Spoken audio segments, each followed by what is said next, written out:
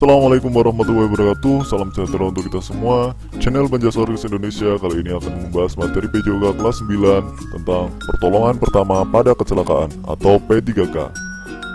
Apa saja yang akan kita pelajari? Yang pertama, pengertian P3K, tujuan P3K, prinsip-prinsip P3K, alat dan obat P3K, dan yang terakhir, penanganan luka pada kecelakaan yang sering terjadi. Apa itu P3K? Pertolongan pertama pada kecelakaan atau yang sering disingkat dengan P3K adalah pertolongan sementara yang diberikan kepada seseorang yang menderita sakit atau kecelakaan sebelum mendapatkan pertolongan dari tenaga medis atau dokter. Tujuan P3K: yang pertama, menyelamatkan penderita dari bahaya maut. Yang kedua, mencegah cacat. Yang ketiga, memberi rasa tenang atau mengurangi rasa takut dan gelisah korban kecelakaan. Yang keempat, mencegah infeksi atau peradangan.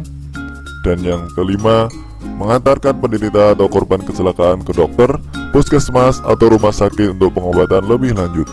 Prinsip sebelum menolong kecelakaan kita singkat dengan istilah patut, yang masing-masing hurufnya ada artinya. P. Penolong mengamankan dirinya sendiri terlebih dahulu sebelum bertindak. Hal ini penting, jangan sampai yang tadinya posisi sebagai penolong berubah menjadi korban. Seperti halnya jika ada seseorang tenggelam dan kalian tidak bisa berenang, jangan sekali-kali menolong dengan cara menjeburkan diri ke kolam. Hal ini bisa membahayakan diri sendiri, bahkan orang yang akan ditolong. Misalnya ada orang ketiga yang mau menolong justru akan kesulitan karena harus menolong dua orang sekaligus.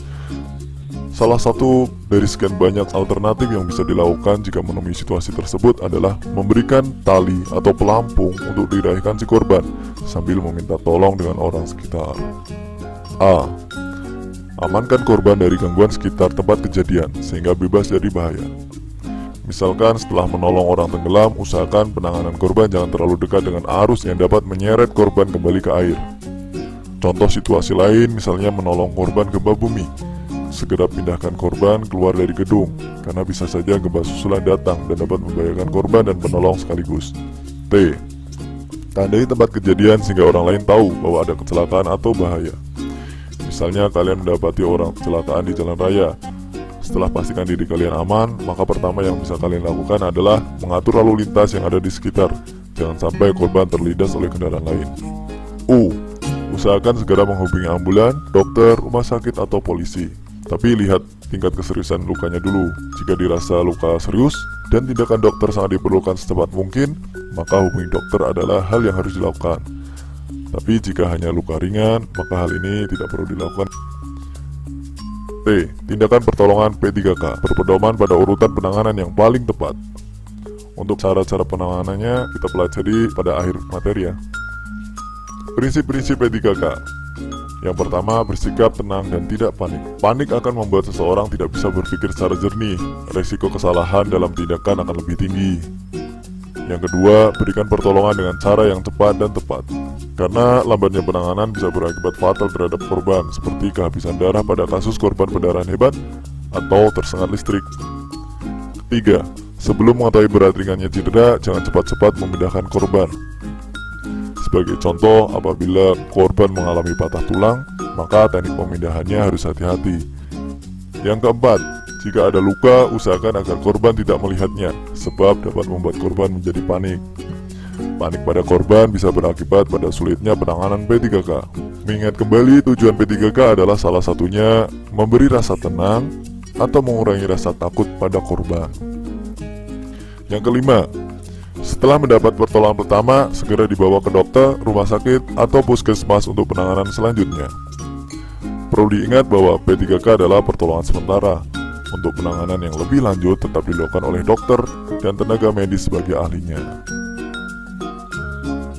Alat P3K. Yang pertama, kasa steril. Sejenis kain tipis dan lembut digunakan untuk pembalut luka. Plester digunakan untuk merekatkan kasa penutup agar tidak lepas. Plester obat atau plester yang mengandung obat digunakan untuk menutup luka kecil yang telah dibersihkan, misalkan teriris atau tersayat benda tajam. Kapas. Kapas digunakan untuk membersihkan luka atau mengoleskan obat. Gunting digunakan untuk memotong perban atau kasa juga bisa digunakan untuk memotong kain atau material lain untuk perawatan. Senter. Senter digunakan untuk melihat luka tertentu agar lebih jelas, misalnya suatu benda yang masuk ke telinga atau benda kecil yang masuk di dalam luka. Obat P3K. Obat pencuci luka seperti Rivanol, alkohol 70%, Burwater. Kegunaannya mempercepat penyembuhan pada luka yang ringan, seperti tersayat benda tajam dan menghindarkan luka dari kotoran agar tidak infeksi. Caranya, bersihkan luka dengan obat pencuci luka agar bersih dan steril, kemudian oleskan obat pada luka. Obat luka ringan. Ada betadine, obat merah atau merkurokrom. Kegunaannya mempercepat penyembuhan pada luka yang ringan, seperti tersayat benda tajam, dan menghindarkan luka dari kotoran agar tidak infeksi. Cara penggunaannya, bersihkan luka dengan obat pencuci luka atau air terlebih dahulu, kemudian oleskan obat pada luka. Obat luka bakar seperti bioplasenton, sulfadiazin, atau obat tradisional lidah buaya. Kegunaannya mempercepat penyembuhan pada luka bakar. Cara penggunaannya, setelah luka dibersihkan dan steril, kemudian oleskan obat luka bakar pada luka, atau menggunakan obat tradisional lidah buaya. Potong pangkal daun lidah buaya, biarkan sampai lendir keluar. Oleskan lendir lidah buaya pada bagian yang sakit hingga merata. Lakukan sesering mungkin.